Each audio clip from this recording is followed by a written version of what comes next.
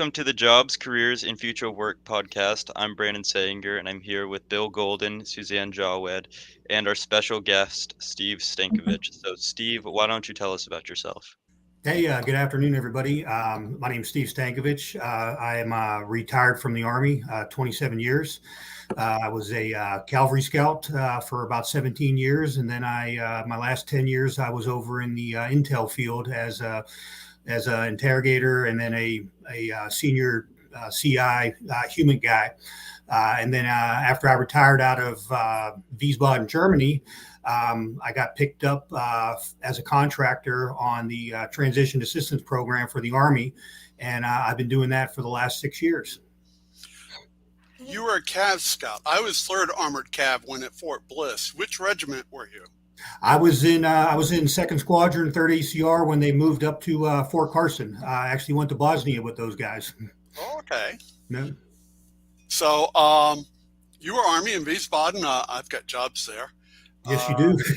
I do. I got jobs there. Stuttgart too, from a variety of employers, and organic jobs. And that word organic's kind of strange, but it really means, hey, we actually own the jobs. Mm-hmm. If we get someone, we'll make money from that. So tell us a little bit more about you. I know your role is, I think you're at Fort Knox. I am. I'm at the program management office at Fort Knox. I am the intel analyst for the TAP program. And what that entails is doing a lot of research, mainly open source collection from the different entities that are out there, the government, Bureau of Labor Statistics, Department of Labor, education places, universities that do research on transitions and things like that. And then I look at some of that stuff and I try to pull out some of the information that our policy team can use up at the program management office to affect positive change within the TAP program and help out our transitioning service members and their families. Just to be clear, TAP is Transition Assistance Program, right? That is correct. Okay, cool. Bill, go ahead. And your role is larger than just Fort Knox, correct? It is. The program management office is at Fort Knox in Transition Division at Human Resources Command. We're part of the Adjutant General's area up there. And then we run 54 centers across the globe, both in the United States and overseas, Germany, Arab John, Korea, and a couple other places, Italy. So we're worldwide. If there's a soldier getting out of the Army, we have a place for them to go to make sure they get services. Cool. When I got out of the Army, we got a set of orders, and we actually had to go somewhere and turn in our uniforms. I don't know what they did with them. Yeah, that was probably pre-ACAP. That was a long time ago. Yeah, pre-ACAP. Hey, Suzan, so I know that you have been looking forward to Stephen coming with us. What kinds of questions do you have for Stephen? So, Stephen, with your background and experience in the military, I wanted to ask you about what's important for people that are who are in the military, who are looking to transition into civilian jobs. What is the most important couple of things that they require in order to transition successfully? Wow, I tell you what, if you talk to 10 different people within the transition arena, you're going to get 10 different answers, and every single one of those answers is probably going to be correct. But I think if I was king for a day and could make it all work, it would be get to your TAP center early. The earlier you're there, the more opportunity you have to take advantage of all the programs and resources that TAP has to offer. If you don't know, ask somebody, whether it's at your TAP center or it's within your network that you have either online or in person. Ask somebody that knows.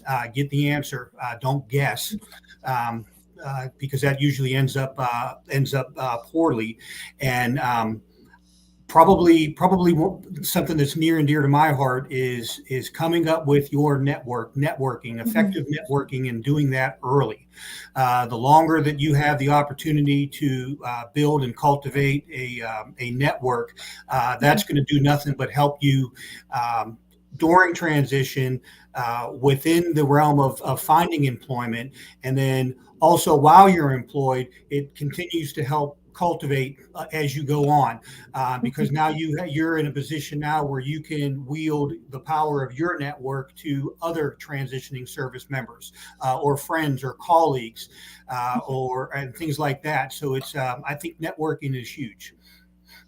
Okay, great. Thank you. I did have one other question about the Skill Bridge programs. Mhm. I know a lot of corporate companies hire folks that have transitioned from the military into these Skill Bridge programs. How important are these programs for transitioning military? And have you heard or seen a lot of success stories from these Skill Bridge programs? Uh, yes and yes. Mhm, They're huge. The DoD Skills Bridge Program, the Army Career Skills Program, mhm, these opportunities are unbelievable out there. I believe there's a little over 400 companies right now that are mhm, actively involved in the program, and these run from internships, apprenticeships, mhm, and everything in between, trainings, and the success rate after they complete. A lot of these soldiers can walk right into a job, right out of the military, right into a job, and that's one of the reasons why it's important to go early, because you have to have 180 days left within the military to apply and be approved to get into one of these programs. So that's another reason why it's important to go early to take advantage of SkillBridge, Army CSP. They're huge. mhm. Great, thank you. Mhm. I know some of the challenges. So I do a lot of counseling on site and in various veterans groups. Sometimes I find that the most difficult people to get to adjust really are the E and above and the O4 and above, who believe that they're going to walk into some opportunity just because the military a long time. Is there anything that TAP and it used to be ACAP, but TAP and all does to kind of help these reality check? Because I know I don't want to see a resume with I'm a former E8 Mhm. or former colonel or Mhm. former major. Because the first thing that does to me is send up a red flag that I am used to being in charge of people who actually work for a living, but Mhm. I may not know that skill set myself. Mhm. I tell you, it's a challenge, and you're right. Senior non-commissioned officers and senior officers, and I was a senior non-commissioned officer. I'm a retired first sergeant, and I absolutely understand seeing resumes, and it's almost a sense of entitlement, and that I've been in charge for a long time, and I, along with what I've done in the military, should just transfer right over into the civilian sector, and it should equate right to a middle management, senior management position, and that's not the case. There's a totally different culture in the military, and each company that's out there, each corporation, each industry has their own unique um, identity and culture. And if you don't understand that or don't know that, a lot of what you write down on a resume is not going to equate to that culture or to that industry. One of the things I think is important when it comes to TAP classes is when I transitioned out of Wiesbaden, Germany, my TAP class was everybody. So you had lower enlisted all the way up to senior officers in the class together. Now you picked and choose what you paid attention to, which was most important to you. But the thing that really was hit a lot of the head was you had the different sets of questions from the different ranks and the different soldiers. So what's important to a young specialist is may not be entirely important to a senior officer, and vice versa. However, just getting the question out there and letting the audience comment and give different perspectives was very important, I think, for everybody that was involved in the classroom. So, what trends do you see on the horizon? I know you just revamped well, not you personally, but the TAP folks just revamped a brand new website and all. What are some of the that are in there, and were any of those features kind of key to emerging trends or trends in the employment market that you see? The IMCOM redid their career skills program website, which is huge. It's very user friendly. It's really good tool. There's avenues there for industry to reach out, for commanders to reach out, and for soldiers to reach out. It's very user friendly. They really did a great job on it. Our TAP webpage has been redone. It is very user friendly as well. Our team up at the headquarters, Ms. Stacy Provine, who does our marketing and strategic communications for the team, has done a remarkable job with marketing and getting the word out, and providing our sites and centers products to use to be able to pull more soldiers in and to get them more familiar with the program, and to make sure that they're getting all the resources that they need. Are you guys integrated with the state's one-stop shop, or how do you integrate into the larger employment network? What they do is our TAP centers have the ability, once a soldier completes the program, it's called a capstone. Once they complete, after that process is complete, they're pushed an additional set of resources for the location that they're going to. It's called a warm handover. The state AGCs are one of those resources. National VA, state VA, and a plethora of other resources are also on those lists to get them out. The state job centers are huge.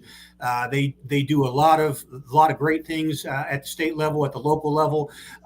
They have veteran specific resources in every one of their offices across all the states, all the territories, and they're a very good resource for our folks when they leave the military and they get boots on the ground back at the location that they're going to.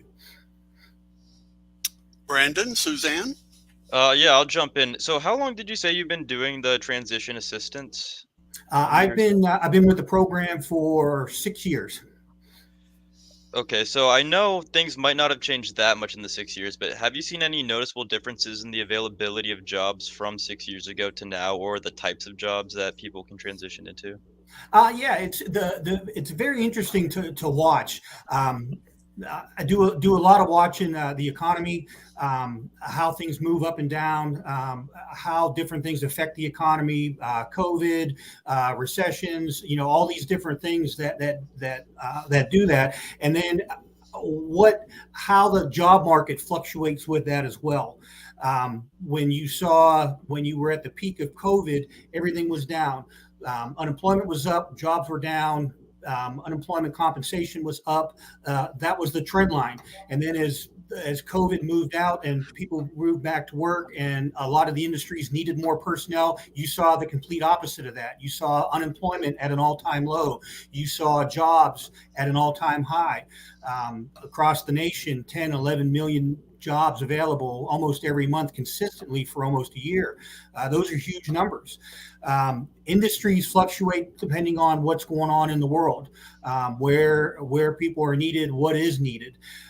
Right now, you have the problem right now with some manufacturing and stuff like that, major end items, cars and stuff like that. The auto industry, a little bit of a decline right now because of the effects of the strikes and stuff like that. On the flip side of that, government service is always huge. Contracting roles across the nation and across the world are always huge. Absolutely. I've been a contractor now for 6 years. I see the importance of what the contracting community does for its customers and its consumers, and a lot of things just can't get done without that aspect of the workforce. and just paying attention to what those trends are that come out from the Bureau of Labor Statistics every month, and see what's hot, or on the flip side of that, what is declining, so you can shift your focus during your transition and see where the trends are out there. My analogy is one of the ones that I always use is, if you want to be a deep water fisherman and that's your passion, you're probably not going to go to South Dakota to do that when you get out of the military, just because that's not the area that they're probably hiring for. You'd want to go somewhere where there's more water. So it's just understanding what that operational environment is out there is very, very important, I think, for transitioning service members, as they pick an industry or an area of what they want to pursue when they get out. Along those lines, I was just thinking about Jody and the Army cadence, you had a good home and you left. I know a lot of military, I shouldn't say a lot, but quite a few military, they go through TAP or whatever, but at the end of the day, they go right back to where they came from, which may not be the best choice. So as because they had a good home and they left,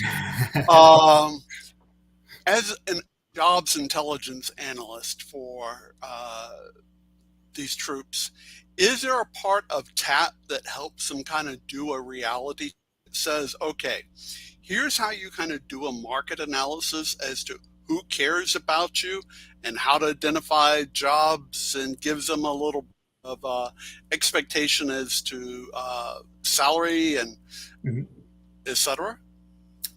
Yeah, there's a class that the soldiers get on ONET, which you can it's a program where you push in your MOS, how long you've been in, and all those types of demographics, and then you put in what you're looking to get into in industry, in area.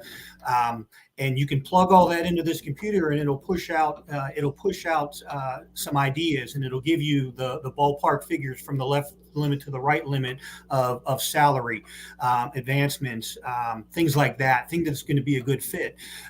It's one of the resources that's available to make sure that that these soldiers understand. You're just not going to walk out and walk in. You have to do your homework. You have to do your research. You have to understand what companies are out there are hiring. And, just because you're hiring a veteran doesn't mean you're a veteran friendly, and vice versa. It's very important to understand, what does that company do? Do they have a program for transition service members? Do they have a veteran program where they help transition you from your values and everything like that you had in the military to the corporate side, to what that company holds as values and things like that? Are those programs out there, and what do they do? There's numerous places out there that have military managing recruitings, and that's what they do. I am the military program retention guy for my company, or for this or for that, and those are the ones that I will lean on to push out to service members if they're looking for a certain industry or something like that. This is the person you want to talk to in that area, and I think it helps out a little bit. But it's important to do your research and do your homework to make sure that you understand that.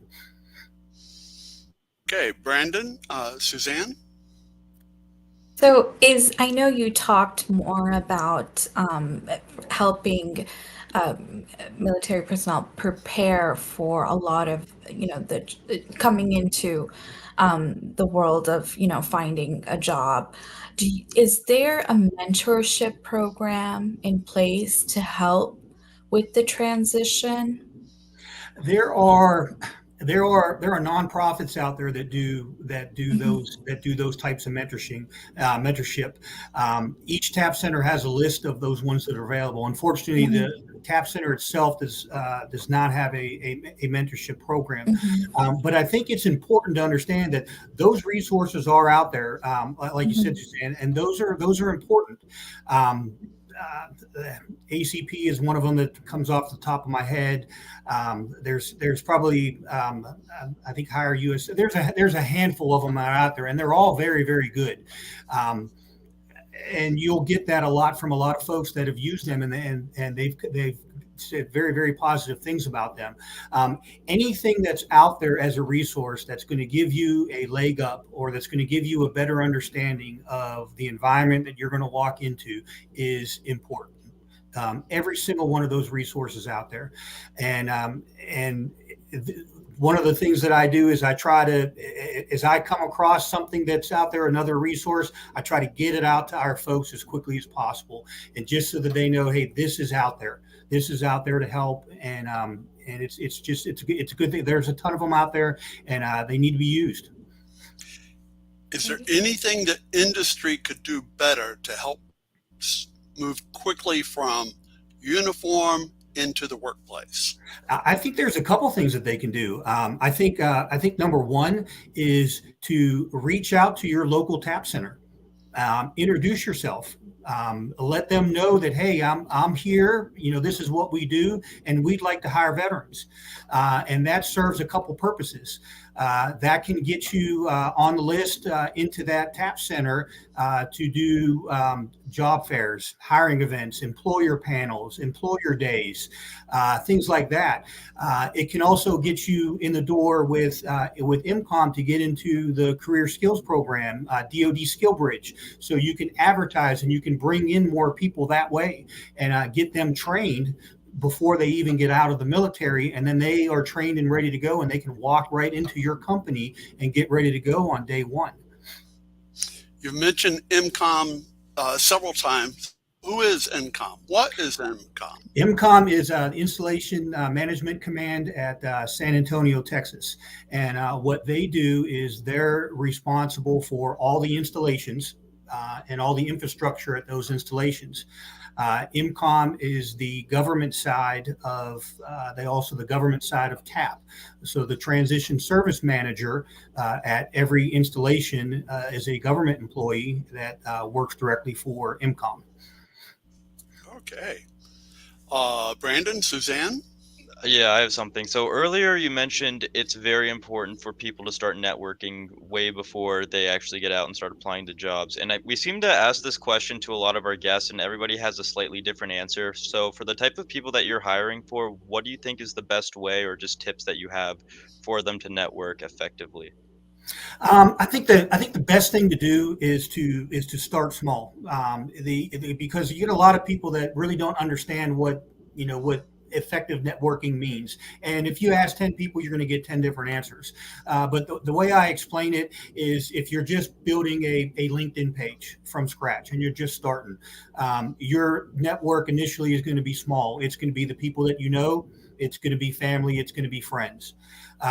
As you evolve and you realize, here's the location that I want to move to, and this is the industry that I want to get into. Now you can make your circles a little bit wider in that network. You can look for people that are at that location that you're going to. Maybe that's people that you know. You're going to look for industry at that location, maybe recruiters or hiring managers. And you're going to send those notes out, those personal notes, and introductory note, and just ask to be a part of their network, and then lean in and ask those questions as a follow-up afterwards, about maybe an informational interview. Maybe a couple questions about what they do, how they help out service members, or how does the hiring process work at their location, and then from there it's looking at what's in your feed, or what you see from other folks, or listening to other people that know. Each one of us that are in the transition arena have very, very large networks with a lot of, I call them heavy hitters. There's a lot of names out there that do some very, very good things.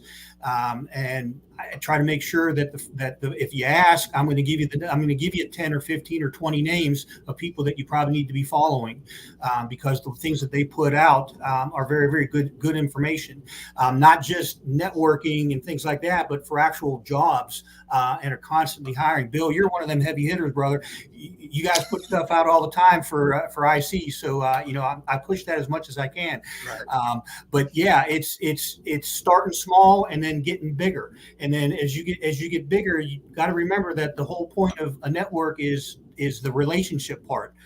You don't want to just fire out a network request or a friend request, and then that's the last time you ever talk to somebody. So you want to try to cultivate that relationship as you go. And again, as you get further into the TAP process and closer to walking out the door of the military, it makes that a little bit easier to walk right into that next door, because now you have those connections at that location that can help you out and provide you some additional support. And let me say a little bit about what we've got that certainly should appeal to those coming out of the military. We have a new contract that just started. It's about to just started. Just about anywhere where there's a brigade or higher, an intelligence center, a S2, G2, J2, G2. We have positions coming out for technical writers, IT administrators, IT network specialists, cyber, no shortage of cyber ever, any shortage of cyber, software, etc. And the core skill set is aimed at Army support, joint support, Purple, and DIA. So the positions are, some are worldwide, but certainly across the entire USA. So we'd appreciate anyone that comes our way. Absolutely. That's huge. I mean, there's so many folks that get out of the military, and I was one of them, that still wanted to be part of the team. That still wanted to do something with the military, support in some way, whatever it could be, whether it's a Department of the Army civilian or a contractor, or I just wanted to still be part of the team. And a lot of folks that get out still want to do that. So those type of opportunities, especially for those folks that have an active clearance, that are coming out of the military with an active clearance and still want to be and have those roles within the intelligence community or IT or cyber or whatever the case may be. Opportunities like that are awesome.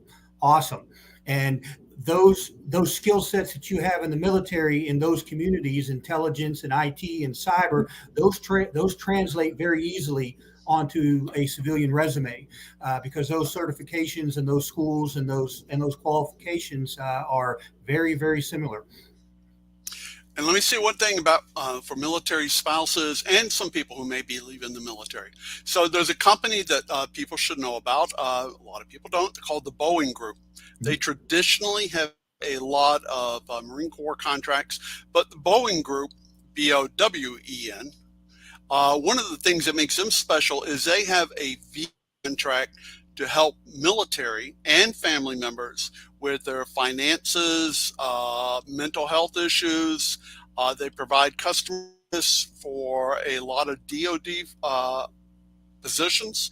These are somewhat virtual work at home, but they're wherever there is a military base, and that includes National Guard, especially major National Guard facilities where you have quite a few technicians or where unit members have deployed and probably will deploy. There's an entire network of people to help family members and the troops keep their life in order or maybe get it back in order, and that's the BoeingGroup.com. That's awesome. Yeah. So, hey, well, I want to thank you for coming today. It's Veterans Day that's coming up here end of the week. And, we appreciate all the veterans. I know I do. I'm the son of a Marine. I went Army. My son, oh my goodness, he went Air Force. But my mom was a Department of Navy civilian. The only thing we don't have in our family is, but I grew up near the beach, so little boats, I know, little boats, Coast Guard. Anyway, looking forward to Veterans Day. Appreciate all veterans, and thank you. Absolutely. Thank you so much. Yeah, thank you so much very much for the opportunity to talk. I appreciate it, guys. Yep. All right. Take care. Thank you. Take care.